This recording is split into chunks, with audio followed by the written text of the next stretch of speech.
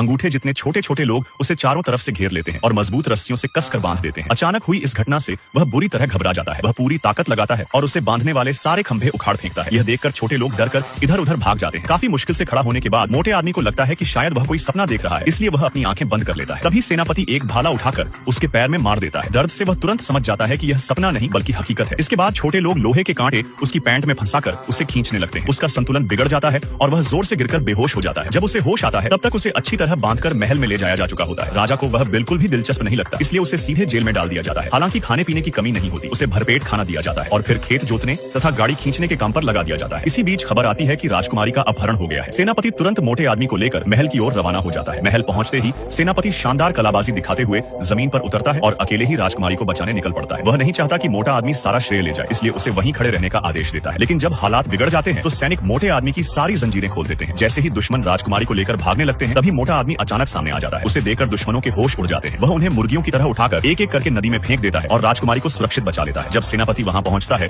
तब तक सब कुछ खत्म हो चुका होता है। राजकुमारी मोटे आदमी का धन्यवाद ही कर रही होती है। सायरन बज उठता है। पता चलता है कि राजा जलते हुए महल में फंस गया है। मोटा आदमी तुरंत वहां पहुंचता है और राजा को आग के बीच फंसा देख उसे बचाने की कोशिश करता है, लेकिन आग की गर्मी से उसका हाथ पीछे हट जाता है। आग लगातार बढ़ती जा रही होती है। तभी उसके दिमाग में एक अजीब उपाय आता है। वह अपनी पैंट उतारकर पेशाब की तेज धार से आग बुझा देता है और राजा की जान बचा लेता है। हालांकि उसका तरीका थोड़ा अजीब था, लेकिन काम कर गया। सेनापति उसे रोकना चाहता था, मगर तब तक बहुत देर हो चुकी थी। ऊपर से बची हुई कुछ बूंदें सीधे सेनापति के चेहरे पर जा गिरती हैं। वह गुस्से से आग बबूला हो जाता है और मोटे आदमी को मौत की सजा देने की मांग करता है, लेकिन राजा समझदार होता है। वह नाराज होने के बजाय उसकी बहादुरी की सराहना करता है और उसे बड़ा इनाम देने का फैसला करता है। राजा ने उसके लिए खास तौर पर एक विशाल पंखा बनवाया और समुद्र किनारे एक शानदार आलीशान बंगला भी दे दिया। उसकी सेवा में कई नौकर हमेशा तैयार रहते थे। कॉफी पीनी हो तो कई लोग उसकी खिदमत में लग जाते और बाल कटवाने के लिए तो 4-5 नाई एक साथ पहुंच जाते। मालिश करने के लिए भी दर्जनों सेवक मौजूद रहते थे। राजा ने उसके लिए एक निजी थिएटर भी बनवाया था। सबसे हैरानी की बात यह थी कि वहाँ फिल्मों की जगह असली कलाकार लाइव प्रदर्शन करते थे। जो आदमी पहले एक साधारण मजदूर था, अब उसकी शानो शौकत देखकर हर कोई दंग रह जाता था। मोटा आदमी का खूब आनंद लेने लगा। राजा ने उसे सेना का नया सेनापति भी बना दिया, जबकि पुराने सेनापति को उसका सहायक बना दिया गया। यह बात पुराने सेनापति को बिल्कुल पसंद नहीं आई और वह अंदर ही अंदर जलने लगा। बदला लेने के लिए उसने चुपके से पूरे राज्य की सुरक्षा व्यवस्था बंद कर दी। इसी मौके का फायदा उठाकर पड़ोसी दुश्मन राज्य ने हमला कर दिया। कुछ ही देर में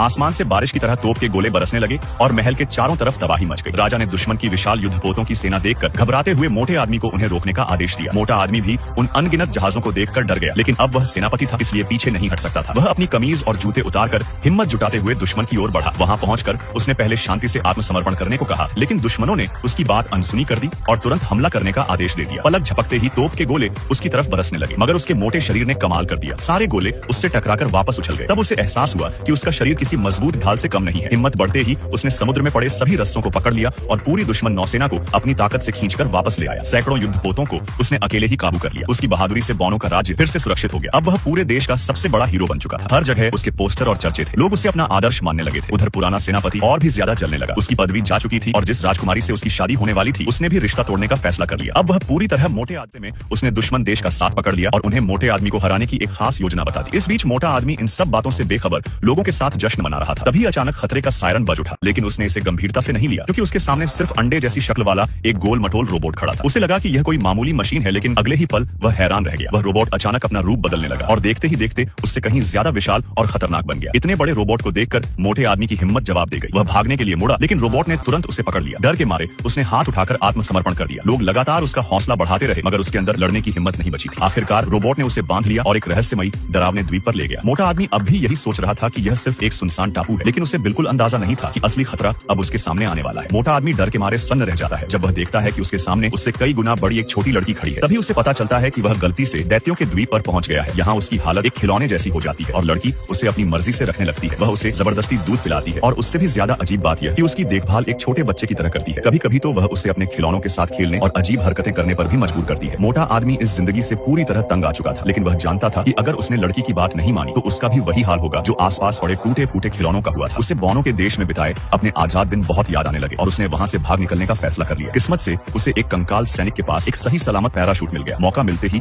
वह चुपके से लड़की की नजरों से बचकर भाग निकला। जब वह वापस बौनों के देश पहुंचा तो उसकी खुशी का ठिकाना नहीं रहा। वहां उसे उसकी प्रिय मित्र एनी मिल गई, जिसे खोजते खोजते वह इस पूरी मुसीबत में फंस गया था। इस बार उसने पीछे हटने के बजाय राजा से वादा किया कि वह गद्दार सेनापति को हराकर देश को फिर से आजाद कराएगा। अगले दिन निर्णायक युद्ध शुरू हुआ। यह लड़ाई उसके लिए हर हाल में जीतना जरूरी थी। दोनों मुकाबला हुआ और काफी देर तक कोई भी बढ़त हासिल नहीं कर पाया, लेकिन सेनापति ने पहले ही अपने रोबोट को और ज्यादा शक्तिशाली बना दिया था। अचानक रोबोट ने तेज बिजली का हमला किया। मोटा आदमी पूरे शरीर में झटके महसूस करते हुए दूर जा गिरा। फिर भी उसने हार मानने से इनकार कर दिया। वह जानता था कि अगर वह हार गया तो देश के सभी लोगों की उम्मीदें टूट जाएंगी। जब वह लगातार पीछे धकेला जा रहा था और लगभग हारने की कगार पर पहुंच गया था, तभी उसका एक बहादुर दोस्त घोड़े पर सवार होकर मदद के लिए आ गया। उसने रस्सी फेंकी और किसी तरह रोबोट के अंदर पहुंच गया। उस समय मोटा आदमी बुरी तरह घायल हो चुका था और दुश्मन का अंतिम वार उसे खत्म करने ही वाला था। तभी अचानक रोबोट बंद पड़ गया। सेनापति हैरान रह गया और सोचने लगा कि शायद मशीन में खराबी आ गई है, लेकिन ऊपर देखने पर उसे पता चला कि किसी ने रोबोट की बिजली की तार ही निकाल दी थी। मौका मिलते ही मोटा आदमी पूरी ताकत से आगे बढ़ा और रोबोट को जोरदार लात मार दी। फिर उसने पास की एक पत्थर की मूर्ति उठाई और उछलकर रोबोट की पीठ पर चढ़ गया। वहां से उसने लगातार हमला करना शुरू कर दिया। कुछ ही देर में उसे रोबोट का नियंत्रण स्विच मिल गया। उसने उसे जोर से खींचकर निकाल दिया